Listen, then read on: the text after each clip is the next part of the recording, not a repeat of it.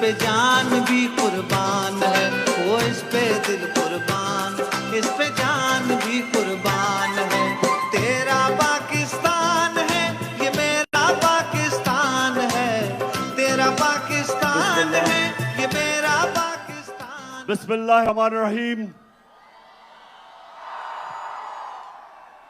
इय्याका नअबुदु व इय्याका नस्तईन। शाह फैसल कॉलोनी के शहरियों, फैमिलीज, इतनी तादाद में आपको खुशामदीद कहता हूं।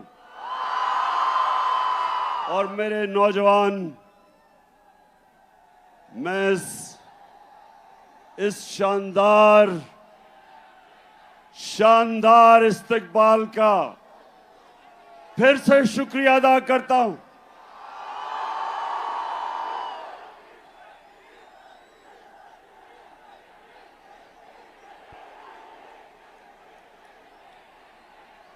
जब मेरी हुकूमत हटाई गई,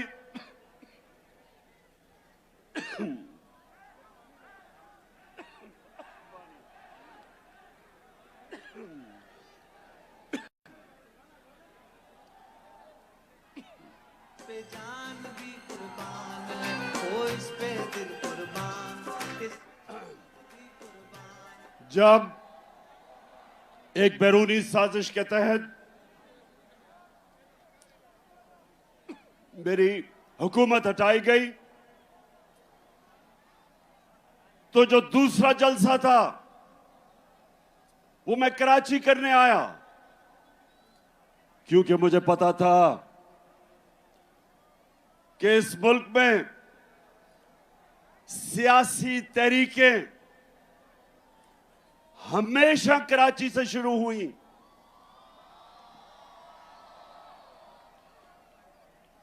कराची के लोग शऊर रखने वाले लोग हैं, सियासत को समझने वाले लोग हैं, और इसलिए मैं आपके पास तब आया। और मुझे अभी भी याद है कि मज़ार कायद पे जिस तरह मेरी कराची की आवाम निकली और मेरी हौसला अफजाई की, मैं उसका भी आज शुक्रिया अदा करना चाहता हूं आपका। अब 2 बाई इलेक्शन है इतवार को, 2 बाय इलेक्शन हो रहे हैं इतवार को, मलीर में और कुरंगी में। तो मैं आज इधर शाह फैसल कॉलोनी में खड़े होकर सारे पाकिस्तान को कह रहा हूं, सारे मुल्क को मैं आज पैगाम दे रहा हूं कि ये इलेक्शन नहीं हो रहे, ये मुल्क का रेफरेंडम हो रहा है, ये मुल्क का फैसला होने जा रहा है। मेरे पाकिस्तानियों, एक मुल्क जो अल्लाह ने हमें एक तोहफा दिया था पाकिस्तान का, वो आज एक फैसला कुन वक्त पे खड़ा है। एक तरफ पाकिस्तान के बड़े बड़े डाकू जो 30 साल से इस मुल्क को लूट रहे हैं, चोरी करते हैं, और जब एहतसाब होने लगता है बाहर भाग जाते हैं, फिर डील करते हैं, एनआरओ लेके वापस आ जाते हैं, फिर लूटते हैं, फिर जब एहतसाब होने लगता है फिर बाहर भाग जाते हैं, एनआरओ लेके वापस आते हैं। ये अमीर तरीन होते जा रहे हैं, कौम मकरूज होती जा रही है। जब से ये आए हैं 6 महीने में, और कराची के लोगों, आप शऊर रखने वाले लोगों, ये पाकिस्तान का फाइनेंशियल कैपिटल है। कराची ऊपर जाता है तो पाकिस्तान ऊपर जाता है।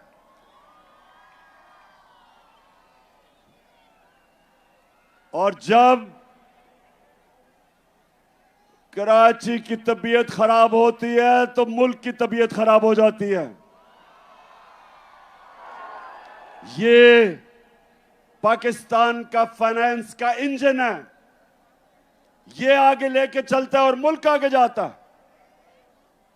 तो कराची, आप सब जानते हैं कि जब से ये आए हैं चोर, एक साजिश के तहत, बैरूनी साजिश के तहत, और जब से ये मुल्क के ऊपर मुसल्लत किए गए, महंगाई के सारे रिकॉर्ड टूट गए। 50 साल में मुल्क की सबसे ज्यादा महंगाई। यहां फैमिलीज बैठी हैं, जब बिजली के बिल आते हैं तो आप सब जानते हैं कि कभी इस मुल्क के अंदर इतनी महंगी बिजली, और खास तौर पे जो तनख्वाहदार तबका है, बिजली, अभी गैस बढ़ने वाली है, लोड शेडिंग, पेट्रोल और डीजल 150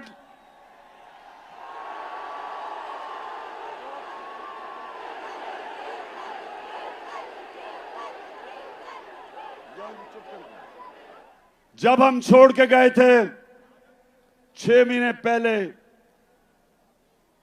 तकरीबन 150 रुपए का 1 लीटर पेट्रोल और 150 रुपए का डीजल। ठीक कह रहे हो, फजलुर रहमान भी 150 रुपए का था। और उसके बाद एक एक चीज महंगी। आटा 55 रुपए किलो पे छोड़ के गए थे, आज 100 रुपए से ऊपर है। तो क्या मुल्क में क़यामत आई कि महंगाई आसमानों पे, बेरोजगारी बढ़ रही। आज मैं फिर से कहता हूं, तनख्वाहदार तबकों के लिए, उनके पास तनख्वाहें नहीं बिल देने के लिए, और जबकि कौम गरीब हो रही, कौम मुश्किल में मकरूज, रुपया 30% रुपया गिरा है। मेरे कराची के लोगों, जब रुपया 30% गिरता है डॉलर के मुकाबले में, तो आप ये समझें कि अगर आप बैंक में आपका 100 रुपया पड़ा था, उसकी सिर्फ 70 रुपया रह जाता है। और ये जिनके बाहर अरबों डॉलर बाहर पड़े हैं, इनकी दौलत में इजाफा हो जाता है, क्योंकि डॉलर ऊपर चला जाता है। ये 30% ऊपर, मुल्क 30% नीचे। तो सवाल यह है कि जिन लोगों ने इनको हमारे ऊपर मुसल्लत किया, आज सारी कौम सवाल पूछ रही है कि जो आपने साजिश करके इन चोरों को हमारे ऊपर बिठाया, तारीख, इस मुल्क की तारीख आपको नहीं भूलेगी। ये कौम आपको नहीं भूलेगी जो आपने जुल्म किया इस कौम के साथ। दुश्मन भी ना करे, दुश्मन भी वो नुकसान नहीं पहुंचा सकता था पाकिस्तान का, जो इन चोरों को हमारे ऊपर मुसल्लत करके नुकसान पहुंचाया। तो ये रेफरेंडम है, परसों जो इलेक्शन है, 8 जगह मैं इलेक्शन इसलिए लड़ा हूं कि मैं अपनी कौम को बताना चाहता हूं कि हमने फैसला करना है। क्या हमने भेड़ बकरियों की तरह इनकी गुलामी करनी है, चोरों की, या एक आजाद कौम की तरह, एक खुददार कौम की तरह अपने पैर पे खड़ा होना है, हकीकी आजादी लेनी है अपनी। क्योंकि मेरे पाकिस्तानियों, सिर्फ आजाद इंसानों की परवाज ऊपर होती है। मैं वो पाकिस्तानी हूं, अल्लाह ने मेरे से बेहतर टैलेंटेड खिलाड़ी थे क्रिकेट में, मेरे से ज्यादा पैसे वाले लोग थे जो मेरे से ज्यादा अस्पताल बना सकते थे। पॉलिटिक्स में मेरे से ऐसे लोग थे जिनकी खानदान पॉलिटिक्स में थे, मेरा तो कोई खानदान पॉलिटिक्स में नहीं था। लेकिन मेरे पाकिस्तानी अल्लाह ने कामयाबी मुझे इसलिए दी क्योंकि मैं एक आजाद इंसान हूं, मैं आजाद हूं, मैंने किसी की गुलामी नहीं की। मैं ला इलाहा इल्लल्लाह,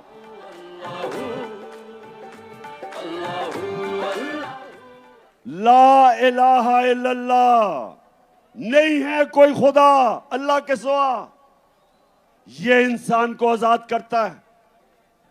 और मेरे पाकिस्तानियों, खास तौर पे मैं अपने नौजवानों को यह बताना चाहता हूं कि सिर्फ आजाद जहन, आजाद इंसान, आजाद मुल्क, सिर्फ उनकी परवाज ऊपर होती है। गुलाम तो अच्छी गुलामी कर सकते हैं, गुलाम तो वो बन सकते हैं जो इस वक्त मुल्क का क्राइम मिनिस्टर है, जिसको चेरी ब्लॉसम कहता हूं। अच्छा, जरा ये देख लें, कभी किसी मुल्क का प्राइम मिनिस्टर ऐसी बातें करता, जरा ये देखें पहले। मैं सऊदी अरब से होके आया हूँ, मैं यूएई के होके, अभी मैं तुर्की होके आया हूँ, और मैंने उन भाइयों को कहा कि आप हमारे बड़े अजीम भाई हैं, हमेशा आपने हमारी मदद की। और मैंने यही कहा, जब मैं आया हूँ तो आप समझेंगे शायद ये मांगने आया है। मैं मांगने नहीं आया, लेकिन मजबूरी है। जिस तरह माजी में 75 साल में आपने हमारा हाथ बटाया है, कुछ अर्सा आप हाथ बटा। मैंने कहा मैं वादा करता हूं कि इंशाअल्लाह हम पूरी कौम हम मिलकर दिन रात मेहनत करेंगे, पसीना कराएंगे, अपने पांव पे खड़े होंगे। अच्छा सुनो, अब सुनो पाकिस्तानियों, ये जरा बड़ी गौर से मेरी बात सुनो। जब आपका प्राइम मिनिस्टर भिखारियों की तरह दूसरों से पैसे मांगता है,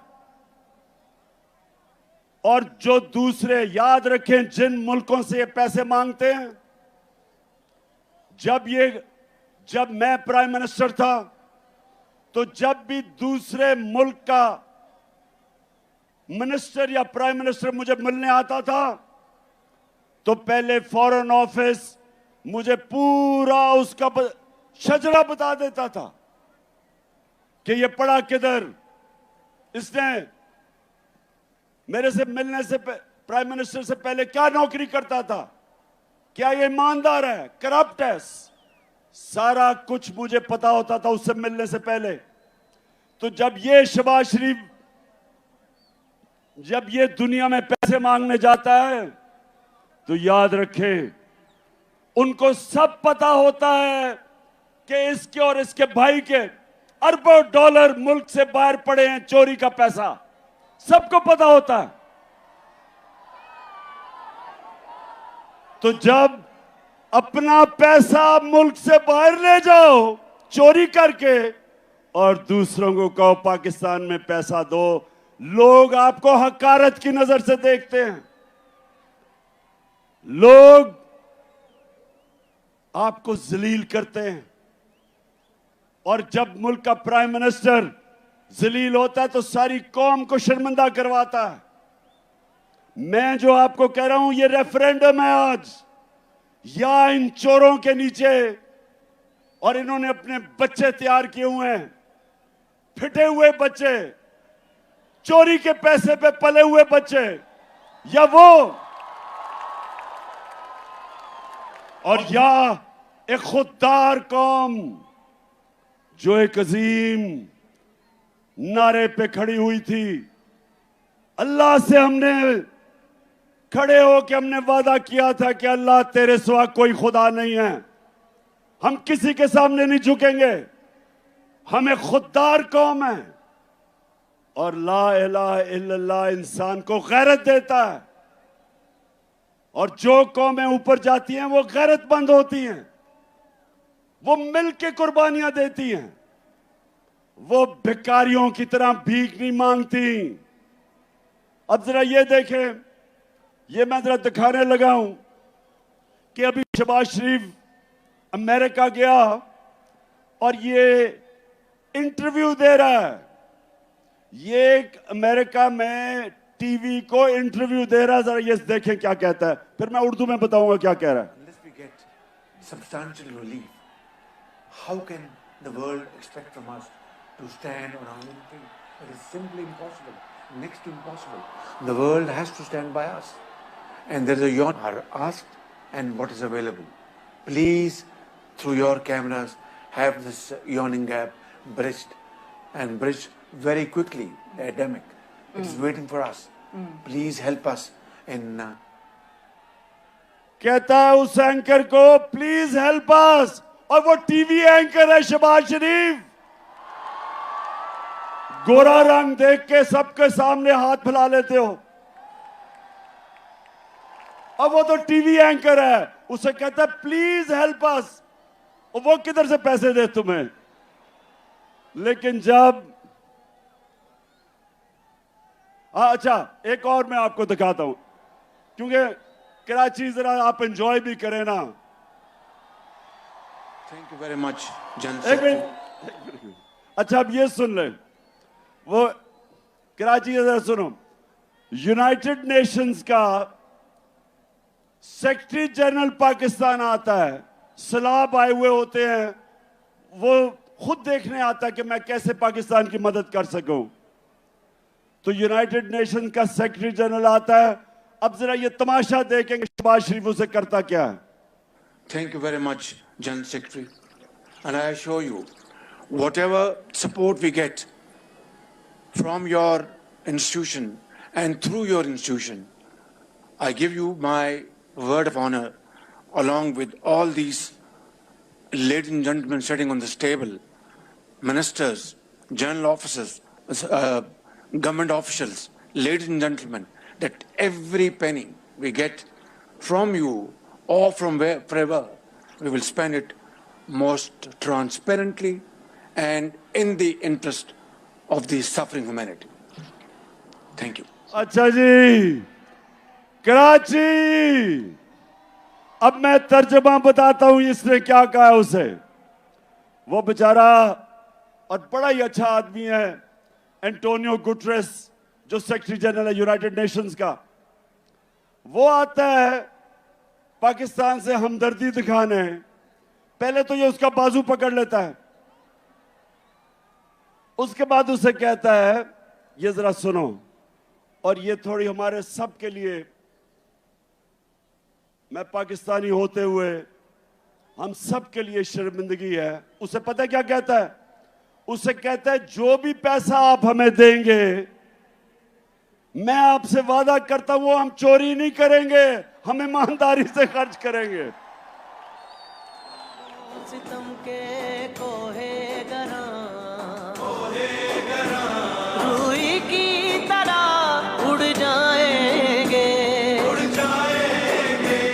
हम महकूम के पांव तले। अच्छा अभी, अच्छा जरा एक मिनट, उसके बाद वो नवाज का भी, अच्छा जरा नहीं नवाज वाले नहीं। अच्छा ये जरा एक और आप देखें, हमारा प्राइम मिनिस्टर ये शहबाज शरीफ जाता है वो सदर पुतिन से मिलने, रूस वाले से। जरा आप ये जरा देखें कि उसके सामने ये जब मिलने जाता है तो क्या होता है। Some news from overseas. The Prime Minister of Pakistan met with Vladimir Putin, and it looked like he was really struggling with his translation headphones. Take a look at this.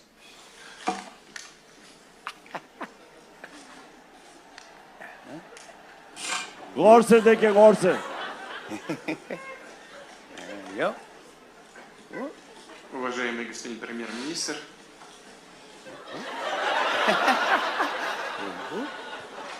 Hold on.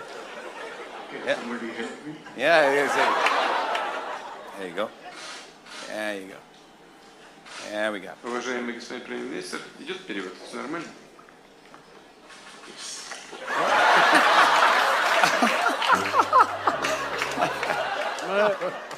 That guy is the leader of 220 million people. I just want to let you know.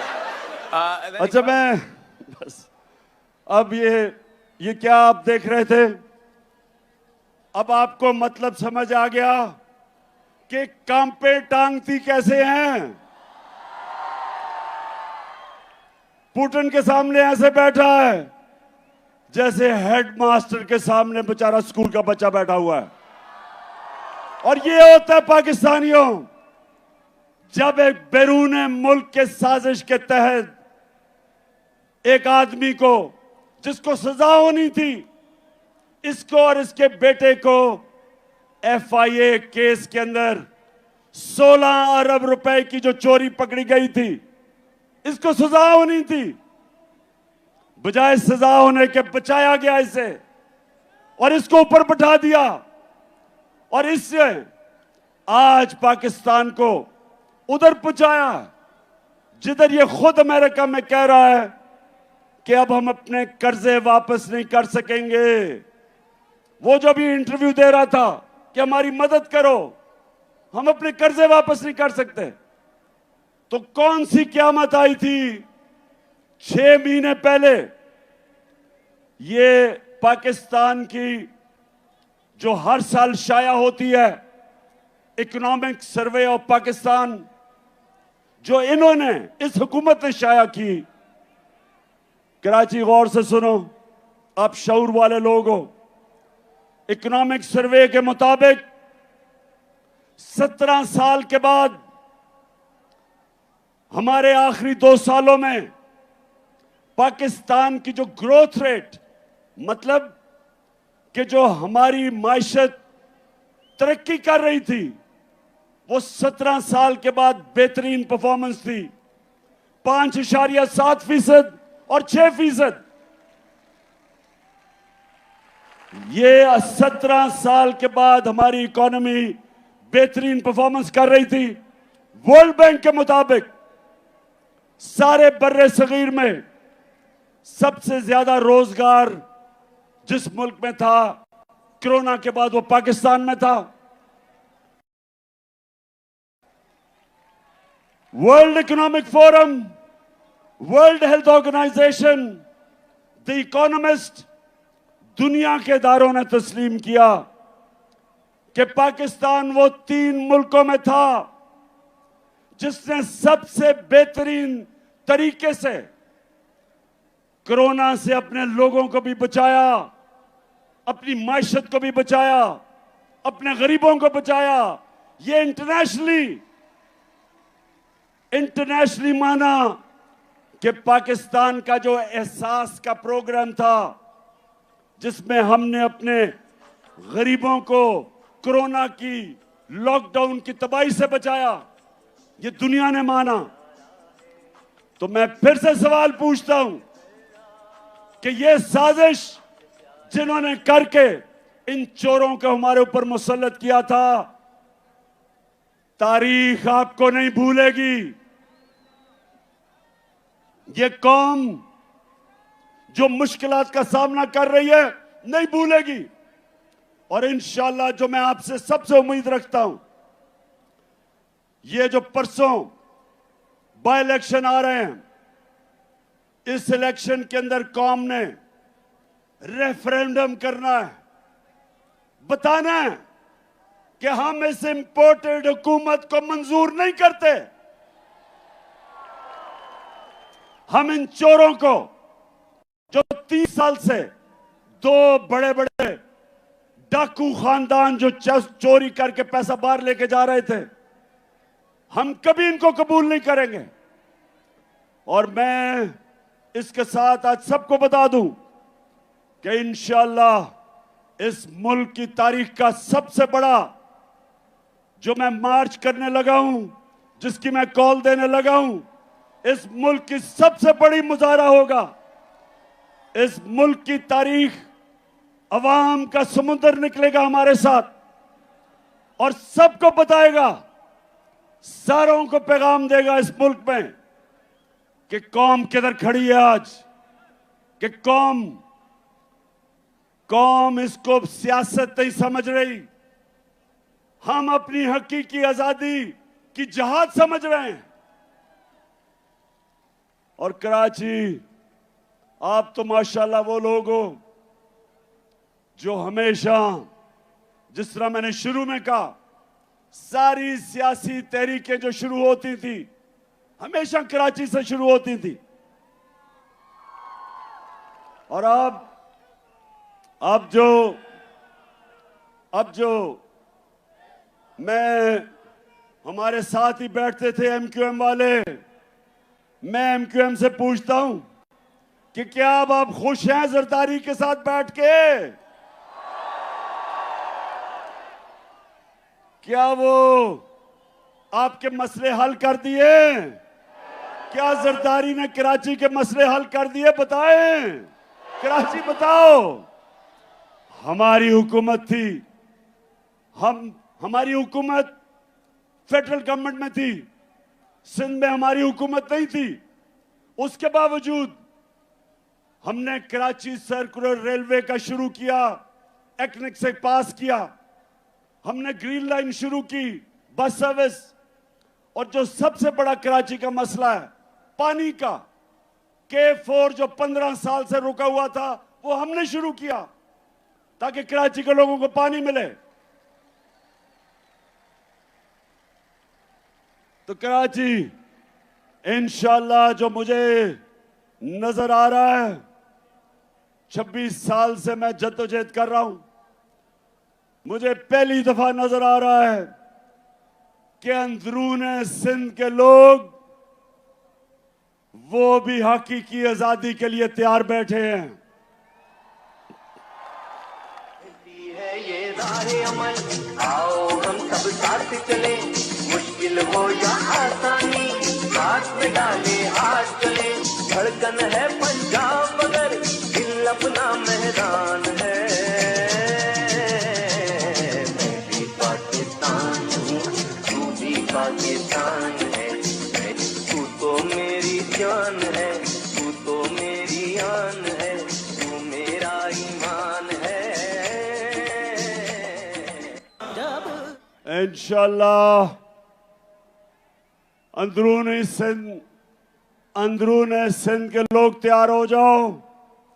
मैं ये मार्च से फारग हो लूं, मेरा फिर पूरा रुख अंदरूने सिंध पे है, और फिर कराची भी आऊंगा। और मेरा ये अज़म है कि ये जो जरदारी माफिया जिसने अंदरूने सिंध के लोगों को गुलाम बनाया हुआ है, मेरे सिंधी भाइयों तैयार हो जाओ। इंशाल्लाह मैं जब तक सिंध में अब दौरा करूंगा, एक एक डिस्ट्रिक्ट में जाऊंगा, अपने सिंध के लोगों को खड़ा करूंगा, और ये अजाब, ये जो बीमारी लगी हुई है जरदारी की सिंध को, ये इंशाल्लाह इससे आजाद करेंगे। अच्छा, आप कराची, अभी मैं जरा एक दो और आपको वीडियोस दिखाना चाहता हूं। मैं जरा अब गौर से आपने वीडियो देखनी है। मैं इसलिए बार बार दिखाता हूं हर जलसे में, क्योंकि अभी मरियम कहती कि ओहो मैं तो बेकसूर थी, और मैं बाइज्जत बरी हो गई हूं। उधर इसहाक डार कहता है मैं बाइज्जत बरी हो गया हूं। अब नवाज शरीफ बाइज्जत बरी हो जाएगा, और इस NRO 2 में जरदारी भी बाइज्जत बरी हो जाएगा। सिर्फ बेचारे छोटे छोटे चोर पकड़े जाएंगे पाकिस्तान में।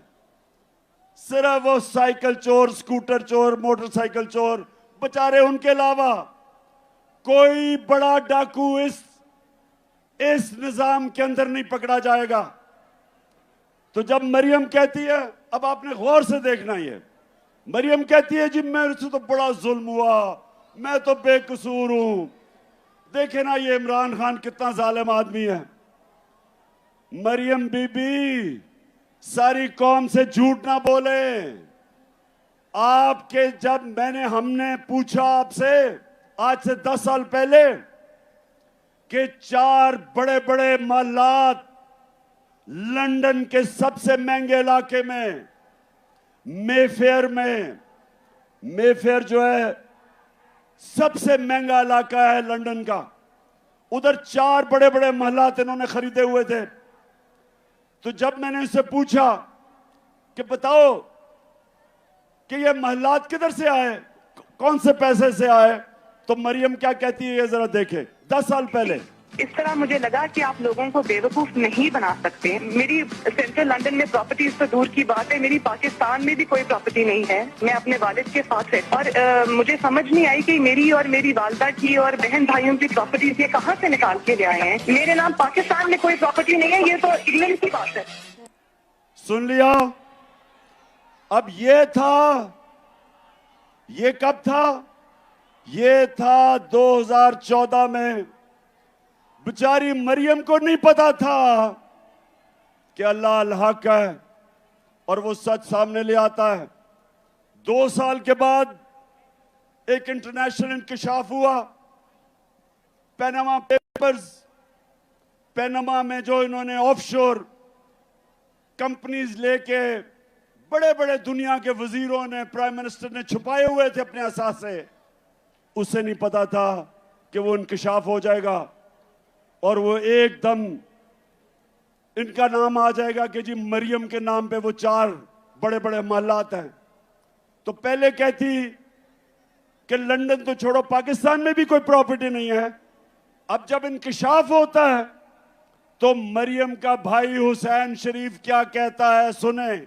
मैं इस बात को तस्लीम करता हूँ कि अल्हम्दुलिल्लाह पाक लेन के ऊपर जो अपार्टमेंट्स हैं वो अल्हम्दुलिल्लाह हमारे हैं। मैं इस बात को तस्लीम करता हूँ कि उनको ऑफशोर कंपनीज नेस्कॉल लिमिटेड और नीलसन लिमिटेड जो है उनको ओन करती हैं। और मैं आपको ये भी अर्ज करता हूँ उनको होल्ड कर रही है इस वक्त मरियम नवाज शरीफ, मेरी हमशीरा जो है। ठीक है जी, ठीक है। सुन लिया सबने। कहती कोई प्रॉपर्टी नहीं है। भाई जब पकड़े गए तो उन्होंने कहा जनाब ये तो मेरी बहन मालिक है इन 4 बड़े बड़े फ्लैट्स की। तो जब ये पता चला कराची, फिर क्या हुआ? अब मरियम ने देखा कि अगर मरियम के पास तो पैसा ही नहीं था लेने के लिए, तो वो क्या कहती? अब वो अगर बाप का नाम लेती तो बाप के पास तो खुद उसने पैसा नहीं दिखाया, इसका मतलब चोरी का पैसा था। तो मरियम को बड़ा एक जबरदस्त आइडिया आया। उसने कहा हमारा दादा बहुत पैसे वाले था, अरबोपति था हमारा दादा। अब दादे से कौन पूछेगा, वो तो दूसरी दुनिया में जा चुका था। तो ये सुने जरा मरियम क्या कहती है। हसन हुसैन के पास आज जो भी है वो एक अरबपति दादा के पोते हैं। उस अरबपति दादा के पोते हैं जो 1960s और 70s में पाकिस्तान का अमीर तरीन इंसान था। ये जो एसेट्स हैं, ये जो बिजनेस के लिए पैसा है, ये सारा दादा से डायरेक्टली बच्चों को ट्रांसफर हुआ। तो समझ गए, डायरेक्टली दादा ने बच्चों को पैसा दे दिया। दादा अरबपति था। अब कराची, अब दादा तो दुनिया में नहीं था, लेकिन वो दादा शहबाज शरीफ का बाप था। मरियम का दादा शहबाज शरीफ का बाप था। अब शहबाज शरीफ अपने बाप के मुतल्लिक क्या कह रहा है, ये सुने।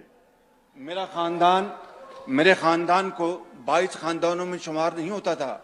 मुझे इसके ऊपर बाइस फख्र है कि मेरे वालिद का ताल्लुक एक गरीब किसान के घराने से था, हिंदुस्तान से। वो तो कराची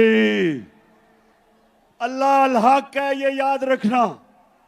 उसका वादा है, कि सच सामने आएगा। और अब जो मैं आप सबको आज कराची आया खास तौर पे कि मैं आप सबकी कुरंगी और मलीर खास तौर पे जिधर इलेक्शंस हैं, मैं आप सबकी ड्यूटी लगाने आया हूं। देखें, ये फैसला होने लगा आपके मुस्तकबिल का। एक तरफ ये चोर हैं जो यहां से चोरी करके पैसा बाहर मुल्क को लूटने आते हैं, एनआरओ लेते हैं और फिर बाहर चले जाते हैं। और दूसरी तरफ ये वक्त आ गया कि हम सब हक के लिए खड़े हों, अमर बिल मारूफ के लिए खड़े हों, जो शुरू में आयत पड़ी थी। अल्लाह का हुक्म है, अल्लाह का सबको हुक्म है कि अच्छाई हक के साथ खड़े हो और बुराई के खिलाफ खड़े हो। अल्लाह ने हमें किसी को इजाजत नहीं दी न्यूट्रल रहने की।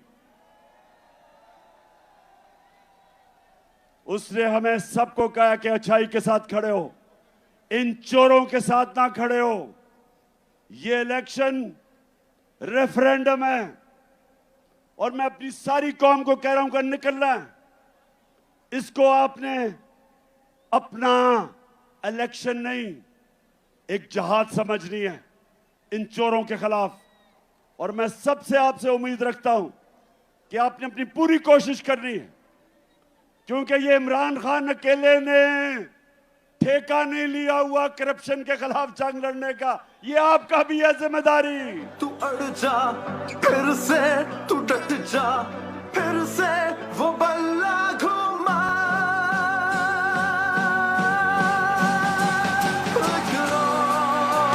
कदम बढ़ा फिर से, वो लम्हा दोहरा जब जीत के आया था, फिर से वतन को जिता।